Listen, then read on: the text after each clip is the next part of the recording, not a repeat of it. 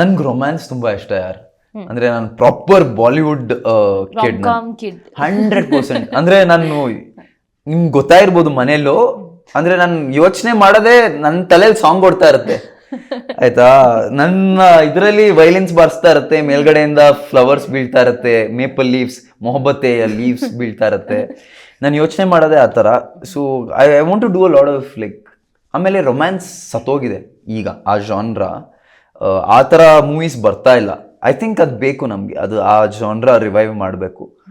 And ನನಗೆಲ್ಲ ಥರ ಅಂದರೆ I want to play dark characters also.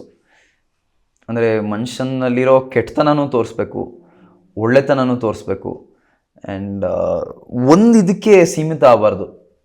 Because ನಾನು ಒಂದೇ ಈಗ ನಾನು ರೊಮ್ಯಾನ್ಸೇ ಮಾಡ್ತಾ ಇದ್ರೆ ಐ ಗೆಟ್ ಬೋರ್ಡ್. ಎಷ್ಟು ಅಂತ ಮಾಡಲಿ, ನನಗೆ ಮೊನೋಟನಿ ಆಗಲ್ಲ. ಆ್ಯಂಡ್ ನಾನು ಯಾವುದೋ ಒಂದು ಬಾಕ್ಸಲ್ಲಿ ಹಾಕೋದು, ಐ ಆಮ್ ಎ ರೆಬಲ್. ಯಾವುದೇ ವಿಷಯದಲ್ಲೂ ನಾನು ನೀವು ಎಲ್ಲೇ ಹಾಕಿದ್ರು I want to like break free.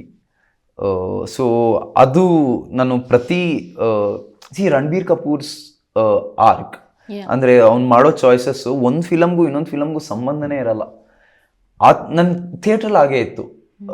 ನನ್ಗೆ ಆ ಥರ ಅಷ್ಟು ಡೈವರ್ಸ್ ರೋಲ್ಸ್ ಮಾಡಿದ್ದೀನಿ. ಒಂದ್ಸತಿ ಯಾವುದೋ ಪಾಕಿಸ್ತಾನಲ್ಲಿರೋ ಪೈಲ್ವಾನ್ ರೋಲ್ ಮಾಡ್ತಾ ಇದ್ದೆ, ಇನ್ನೊಂದು ಸತಿ ಇಲ್ಲಿ ಯಾವುದೋ ರೊಮ್ಯಾಂಟಿಕ್ ಚಾಕ್ಲೇಟ್ ಬಾಯ್ ರೋಲ್ ಮಾಡ್ತಾ ಇದ್ದೆ, ಇನ್ಯಾವುದೋ ಇಂಗ್ಲಿಷ್ ಬ್ರಿಟಿಷರ್ ರೋಲ್ ಮಾಡ್ತಾ ಇದ್ದೆ.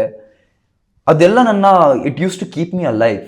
ನಾನು ಯಾಕೆ ಅಷ್ಟು ಖುಷಿಯಾಗಿದ್ದೆ ನನ್ನ ಹತ್ರ ದುಡ್ಡಿರಲಿಲ್ಲ ಅಂದರು, ಬಿಕಾಸ್ ನಾನು ಕ್ರಿಯೇಟಿವ್ಲಿ ಫುಲ್ಫಿಲ್ ಆಗಿದ್ದೆ. ಸೊ ನಾನು ಅಲ್ಲಿ ಥಿಯೇಟ್ರಲ್ಲಿ ಏನು wide array of characters play ಮಾಡಿದ್ದೀನಿ, ಅದರಲ್ಲಿ ಒಂದು 50% ನಾನು ಫಿಲ್ಮ್ ಅಂದರೆ ನಾನು ಸ್ಕ್ರೀನ್ ಆ್ಯಕ್ಟಿಂಗಲ್ಲಿ ಮಾಡಿದ್ರು ಐ ಬಿ ಹ್ಯಾಪಿ.